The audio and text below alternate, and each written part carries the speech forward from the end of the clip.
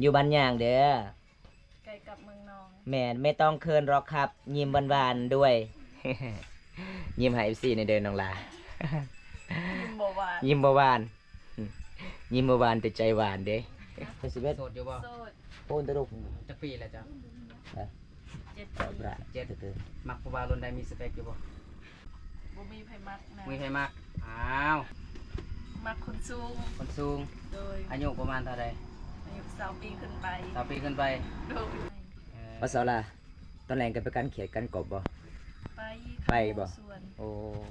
มีแต่ผู้สาว4คนเนาะสิเจ้าไป3คนบ่ 3 คน 3คนมีแต่น้องสาวบ่ไปเนาะ น้องสาวอยู่เพื่อน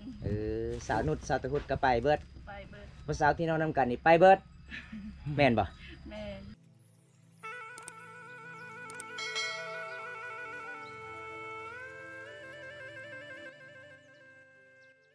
แม่น สบายดี สบายดี โอ้ไปไสคือแต่งตัวงามแท้มื้อนี้ฮะ บ่ได้ไปไส บ่ได้ไปไส โดย บ่ได้ออกให้บ่มื้อนี้บ่น้อง บ่ บ่โอ้น้องสาวเจ้าไปไสมื้อนี้ฮะ ไปกลมัน ไปกวนมันแล้วไปถอนมันโอ้ถอนมันสำพลังพี่น้องเอ้ยเพราะว่ามื้อนี้ก็อยู่ผู้เดียวเนาะอยู่เฮือนเนาะ โดย โอ้พี่น้อง ยอกี พี่น้อง สูตรโบราณแบบเขาเจ้าก็สิตามสิ้นเด้อันนี้เวลาพายเมดเขาเจ้าก็ต้องเฮ็ดแบบนี้จักมันยังเพิ่นนี่พี่น้องแต่ภาษาบ้านตาเอิ้นถนัดพี่น้องเห็นบ่บรรยากาศยามแรงๆพี่น้องชาวบ้านก็ผู้ใดก็สิเวียกเฮ็ดงานได้หลังจากมาแต่เวียกแต่งานพี่น้องเขาเจ้าก็สิตำหูบรรยากาศยามแรงส่วนน้องลาก็สิดังไผพี่น้องสวัสดีน้องลา สบายดี สิเฮ็ดหยัง คือดึงเขา ติดนึ่งข้าวโอ้นึ่งข้าวบรรยากาศยามแรงๆพี่น้องเอ้ยมื้อนี้อากาศร้อนเด้เนาะมื้อนี้เนาะ นี่พี่น้องสาวลาคนขยันสิหนึ่งเขาบรรยากาศยามแรงพี่น้อง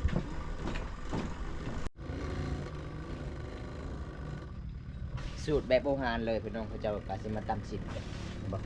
ไอ้ก็สาวลากะสิหนึ่งเข่าพี่น้อง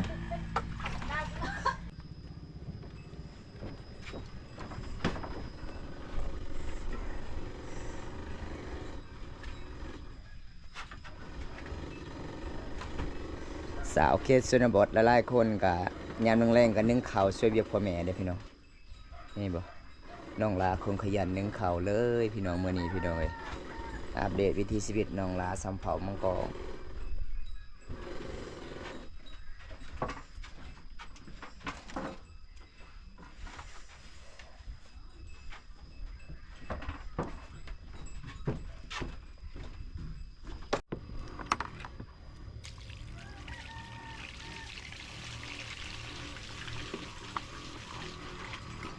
เมื่อวานนี้ก็เจ้าบ่นึ่งเข่าวบ่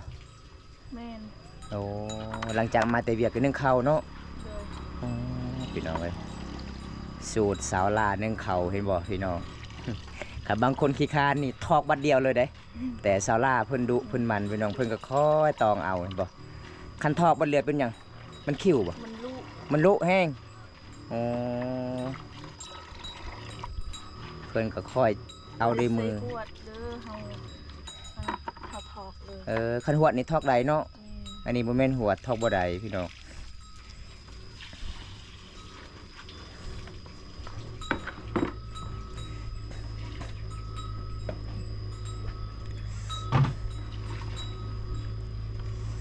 นี่เห็นบ่ผู้ใดจะเป็นแฟนกับลาวนี่โอ้ยชุดยอดหลายเลยพี่น้องการดำรงชีวิตสาวลาวผู้นี้พี่น้องอายุ17 ปีโอ้ยดุมันได้เด้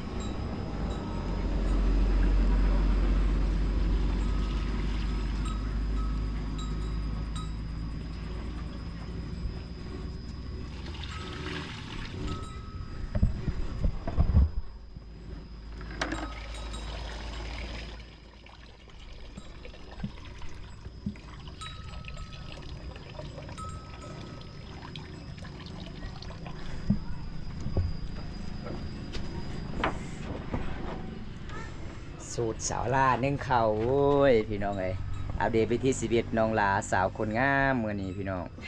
งามไม่ดีได้ไปหน่อยงามแบบธรรมศาสตร์เด้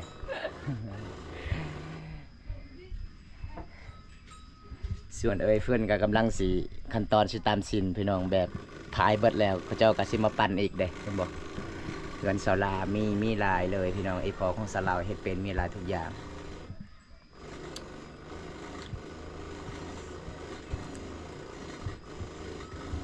อันนี้บอลเฮือนครัวบอลเขาเจ้านึ่งข้าวบอลเฮ็ดกินพี่น้องเย็นสบายเลยเขาเจ้ามุ่งด้วยหญ้าเห็นบ่แอมด้วยไม้ไฟพี่น้อง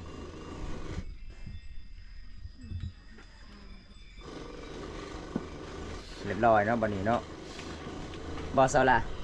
3 ทอนพื้นนี่ก็สุกบ่เขาเจ้าบ่ ซุป สุกเนาะ ซุป บ่เบิดบ่หรือว่าหมดเลย บ่เบิด บ่เบิดโอ้คักพี่น้องเอ้ยสูตรเซาล่านึ่งเขาวแสดงว่าสุดยอดหลายพี่น้องเป็นหลายการนึ่งเขาว บ่เปลืองฟืนพี่น้องเพิ่นว่า3 ทอนนี่ก็สุกแล้วเด้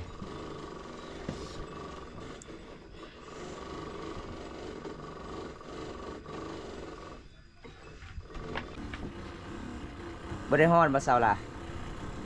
ฮะ อ่อน ฮ้อนคือกันบ่โอ้เกิดว่าผู้สาวงามแล้วบ่ฮ้อนเลยฮ้อนเนาะ ฮ้อนหลายมื้อนี้บรรยากาศยามแรงๆพี่น้อง มีพัดลม พัดลมบ่ พัดลมน้องหลาพี่น้องคักพัดลมน้องหลาสุดยอดหลายเลยพี่น้องเอ้ยเพิ่นเอาฝาหม้อมาผัดเห็นบ่นึ่งข้าวไปพร้อมโอ้ยพี่น้องเอ้ยสาวลาเจ้าซื้อมาเท่าไรพัดลมเจ้านี่ฮะ เดินไป แสนป้ายปลากักอลีเนาะผัดลมเจ้าจะเป็นโยมเลยเนาะ ผัดลมของสาวลาพี่น้องผัดดังไผ่แน่ผัดตัวเองแน่โอ้ยมีหลายประเภทเลยพี่น้องเอ้ยสาวลาคนงามสาวพามังกรมื้อนี้มาเยี่ยมยามสาวลานึ่งข้าวบรรยากาศยามแรงพี่น้องเพราะว่าตอนเช้าก็สาวลานึ่งข้าวตอนแรงก็สาวลาสาวคนนี้ขยันหลายเลยพี่น้องเอ้ยการใช้ชีวิตพี่น้องเพื่อนว่าน้องประหยัดบ่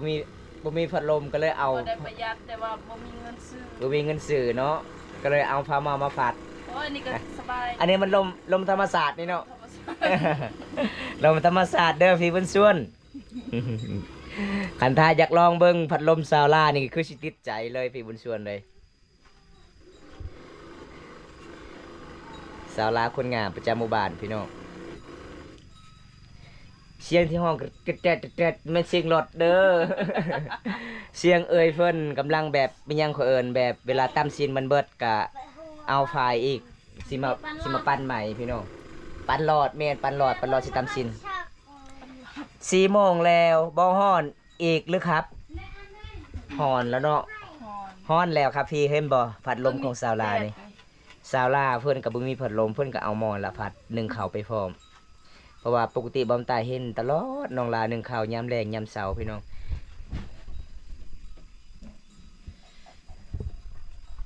4 โมงแรงน้องอ่านอำจักโมง 6 โมง 6 โมงตอนแรงโอ้6 โมงตอนแรงน้องสาวเจ้ามาแต่ทอนมันจักโมง 5 โมง 5 โมงแรงโอ้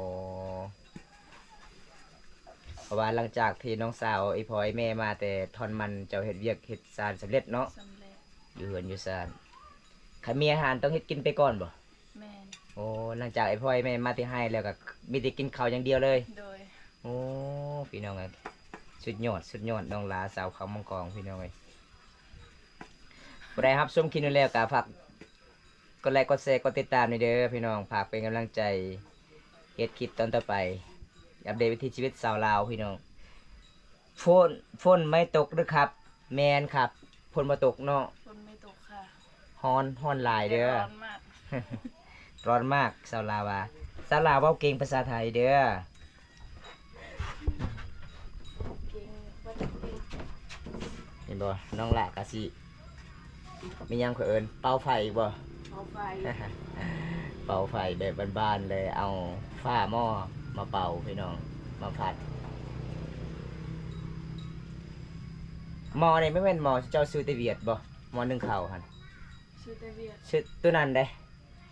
ก็ได้ หม้อแต่เจ้านึ่งหั่นเด้ นี่ บ่อยู่ลุ่มหั่น นี่ เออ บ่ได้ซื้อ บ่ได้ซื้อบ่หม้อแบบแต่เก่าแก่แบบแต่โบราณเลยบ่ แม่น โอ้หม้อนี่แหละเขาต้องการจากสื่อมันเป็นทองบ่เนาะ โอ้โห ทองเนาะมันเป็นสีเหลืองเนาะ ปล่อยกูฮู้คือกัน ทำอะไรครับ โอ้น้องลานึ่งข่าวเด้อน้องอมวยฟีบุญตาสู้ๆเลิฟซีโดขอบคุณละลายครับ อาจารย์ขอบคุณมากๆเด้อขอบคุณอาจารย์นี่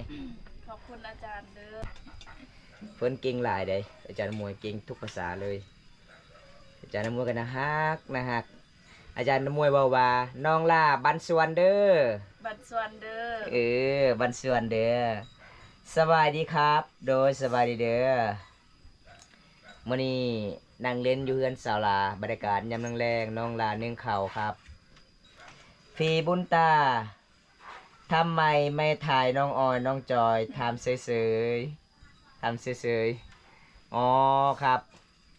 ผมบ่ได้ไปถ่ายแล้วเด้อครับ แต่ไม่มีอะไรหรอกครับ แต่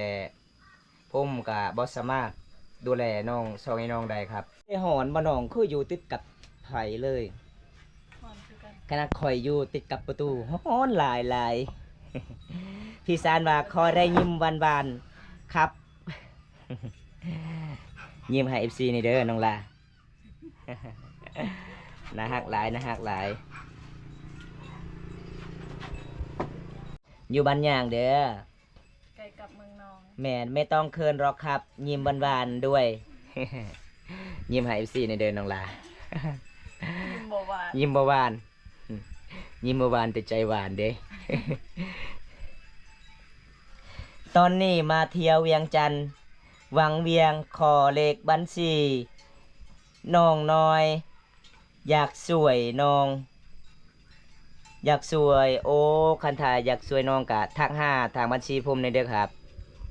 เพราะว่าน้องลาบ่มีบัญชีบ่มีเด้อทักหาทางเฟซผมหรือว่าทักหาทางเฟซน้องลาก็ได้จะนำมวยว่ากินกะเล่มดื่มน้ำเย็นๆ กลัวเขาไม่มีเงินจ่ายค่าไฟฟ้า โอ้ แม่นบ่พี่สาร แม่นแล้วเนาะพี่สารเนาะคันสิติดแอร์คือชาวหลายบ่มีเงินสิจ่ายค่าไฟฟ้านี่ล่ะคือมันสิแพงขนาดบ่มีแอร์ก็ยังบ่มีเงินสิจ่ายค่าไฟฟ้า บ่ต้องมีแอร์ดอกมีพัดลม มี พอ มีพัดลมก็พอบ่น้อง พอ โคราชฝนจะตกแล้วค่ะโอ้ครับขอบคุณครับอาจารย์มวยที่แนะนำให้รู้จักครับทางนี้ก็อากาศร้อนเด้อสำหรับผมยิ้มหวานครับโอ้โห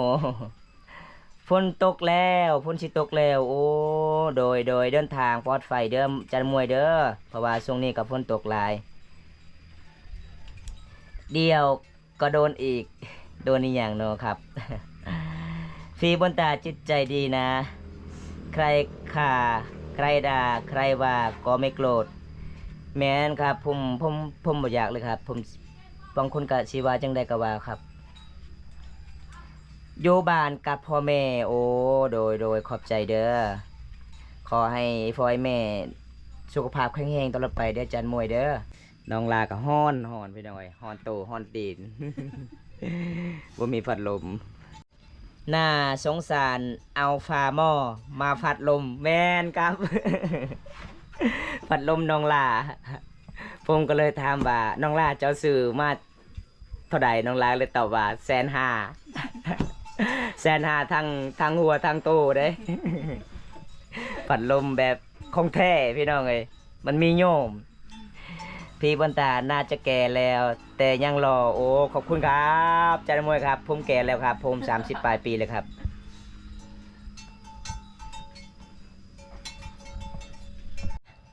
หลังจากเจ้านึ่งข้าวแล้วประมาณจักชั่วโมงจึงสุก ชั่วโมงหนึง แม่นบ่ชั่วโมงหนึงคอยประมาณเจ้าเคยนึ่งข้าวนี่สูงสุดก็35 นาที ปล่อยมันโฮคือกัน บ่คือกันปะอ้าวมื้อนั้นจะว่าฮอดชั่วโมงหนึงสุดท้ายบ่ฮอดมันไวโพดเพราะว่าเจ้าก็ถนัดเรื่องการนึ่งข้าวเฮ็ดเวียกเฮ็ดงานอยู่เฮือนอยู่ศาลเก่งหลายเด้เขาเบิ่งเจ้าเมื่อวานมื้อซื่อนี่เจ้าไปหาหน้าไม้ไป2 ชั่วโมงก็ได้เต็มกระยังแล้วโอ้ว่ะดุหลายเลยน้องหลานี่สู้ๆนะครับโดยขอบใจเด้อน้องที่อยู่ในครับน้องเสื้ออะไรครับน้องหลาอีกสิถามเจ้าว่าอยู่ไสน้อ อยู่บ้านค่ะ อยู่บ้านเนาะบ้านอีหยัง อยู่บ้านย่าง เมืองหยัง เมืองน น้องแขวงสวรรณเขตเด้อ โอ้น้องลาอยู่บ้านในบ้านปุ้นยางเมืองนองแขวงสวรรณเขตเดียวจานมวย เอาเมื่อเลย อีพอน้องลาว่าเมื่อนั้นพี่น้องบอมตาถ่ายคลิปตอนแรกๆเลย EP 1 EP 2 EP 3บอมตาถามอีพอน้องลาว่าอีพ่อเขาดอกลูกสาวเจ้าเท่าใดเพิ่นก็เลยตอบว่าคันเอาคนเดียว50 ล้านคันเอาบท2 28 ล้าน เอาเลยสองพี่น้อง สองพี่น้อง แซ่บคนหนึ่งเลยจ้ะ ผู้น้องไปทอนมันเนาะ พอแฟดบ่ บ่แมนอันนี้17 ปีผู้น้อง16 ปี เดี๋ยวเลยสิได้น้องแล้วเนาะ น้องลากับสาวสีดา เอาบุญชองก็ได้ปะ เอามาซองก็ได้อีพอมันแบบโอ้ยคัก เดี๋ยวเปิดคลิปก่อน ถึกใจเลยบอกกูยังลงไม่คิด อย่ามาทักพักงานโอ้โดยมีแฟนย่างน้องอีกสิถามมีแฟนยัง ยังบ่มีเด้อ มีแต่คนคุยคนลม คนลม เออสาวฟ้ามังกรสวยมากทั้งดุทั้งมั่นแม่นอาจารย์เลยดุมันขยันหลายเลยน้องลานี่เบิ่งโอ้ตอนสาวเพิ่นก็นึ่งข้าวแต่3 โมงดึกพุ่นเด้ตอนแรงก็3 โมงแรง 1 โมงจนตอนนี้ยังไม่ชุกเนาะ เออ เฮ็ดเวียกตามข้าวตักน้ำโอ้ยพี่น้องเอ้ยน้องลาน้ำจะเบิดเลยบ่คันเดิด เขาก็ไปตักกิน นี่ภาษาเป็นการเขียด โอ้เป็นการเครียดบ่คืนนี้ แม่ ได้หลายบ่ ได้หลาย ใส่ได้หลายหนามา แต่ ทำให้ ว่า กิน พ่อแม่เอาออกให้เบิดแล้ว แล้วเจ้าคือบอกให้จ้ะ คอยบ่กัน พักผ่อนเนาะมื้อนี้เนาะเพราะว่าน้องลาออก3-4 มื้อแล้วเนาะ ขอพรก่อน พักผ่อนวันนี้เพราะว่าบาวบุญตายังมาถ่ายคลิปก็มาถ่าย เออ ก็ป้าบุญตายังมาถ่ายคลิปแล้วก็เมื่อยพร้อมเนาะ โดย ขอพรพอดีเลย พ่อแม่ให้พักผ่อนกับพักผ่อน อยู่นำกันแต่คนก่อน 7 คน 7 คน โดย ว้ามีไอ้น้องจักคนไอ้น้อง เปะคือรู้โลกฮะสิล่ะตะบือเกะ Chết, cái mor kia. ล่ะ Cái xí bếp, โสดอยู่บ่ โสด hôn tới đục. จักปีแล้วจ้ะ Đây, 7 cậu ปี bra, Chết. từ từ. มักผู้บ่าวรุ่นใดมีสเปคอยู่บ่ ยังบ่ฮู้ ยังบ่ฮู้โอ้แสดงว่ายังบ่มีเป้าหมายว่าจะมีผู้บ่าวบ่ บ่มีไผมักนะ มีใครมักอ้าว FC เอ้ยเนาะใครมักสาวลาครับฝากคอมเมนต์มา ว่าสาวลางามหรือบ่งามเนาะใครมักกันทักมาโลดมีเฟซอยู่ติลินเฟซลินไลน์อยู่บ่ มีเฟซ ไลน์บ่ได้ลินบ่แบบผู้บ่าวที่มักน่ะมีสเปคอยู่บ่หรือว่าบ่มียังบ่ฮู้จัก มักคนสูง คนสูง โดย อายุประมาณเท่าใด อายุ20 ปีขึ้นไป 20ปีขึ้นไป โดย เอา Chân hot vào đây à? 20ปีฮอด100ปีเนาะ คนสูงหน่อยนึงแล้วเจ้าสูงประมาณจักเมตร 150 150เอาสูงกว่าเจ้าประมาณ60-70เนาะ โดย 19ปี20ปีขึ้นไปคือสเปคของสาวลาเนาะคนจอยหรือคนดำเฮ้ยบ่แม่นคนจอยหรือคนอ้วน มักคนจอย Ôi. บอกคำนี้ได้อยู่บ่ ได้ เออ Ôi. โอ้บ่าวบุญตาก็เป็นให้ตลอดคนหน้าคือดำเนาะบ่แม่นด คนกับเขาให้ ำ Bà sao là? Tao này cần phải cắn khỉa cắn cọpบ่? ไป ไปบ่ ส่วน Ồ. Miแต่ผู้สาว4 คนเนาะจะไป3 คนบ่ 3 คน 3 คนมีแต่น้องสาวบ่ไปเนาะ น้องสาวอยู่เพื่อน สาวนุชสาวตะพุดก็ไปเบิด ไปเบิด ผู้สาวที่นอนนำกันนี่ไปเบิด แม่นบ่ แม่น โอ้พี่น้อง แส เอ้ ด ย งว่าดูอลีได้เนาะ ดูอลี บ้ สาว ได้ เป็น เนาะ นี่ กลางคืนก็ไปหาอยู่หากิน ในการเครียด เครียด แต่เพิ่นบ่ฮู้จักเซิงตากบ อ้าวแล้วไปการน่ะไปการแบบได้ซะเห็นกระ ฮู้ โดด แต่แซงเครียดเพิ่นว่า เครียดน้อยๆนะ เออ เอ มันเป็นเครียดน้อยเลยมันมีหลายเครียดจับมันเลย แต่กบเพิ่นว่าจับบ่ทันมันเล่นไวโพด เราต้องไปเฮียนเอาซะไปเฮียนนำบ่าวคำก็ได้ จะสอนก็ได้ ให้คอยสอนก็ได้บ่มันบ้านไกลกันนี่ก็คอยสิมาสอนให้อยู่มานอนอยู่บ้านเจ้าก็ได้บ่อยู่เฮือนเจ้าได้บ่ นอนเพื่อนบ่าวบนตากัน อ่า ได้ อยู่อันสลาเป็นหยัง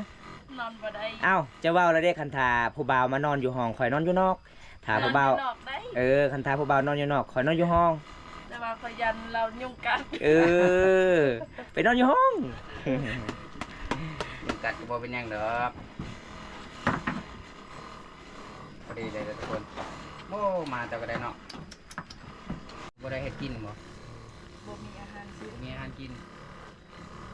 แสดงว่าเครียดที่จะไปการเมื่อคืนนี่เขาไปให้หมดเลย แม่น โอ้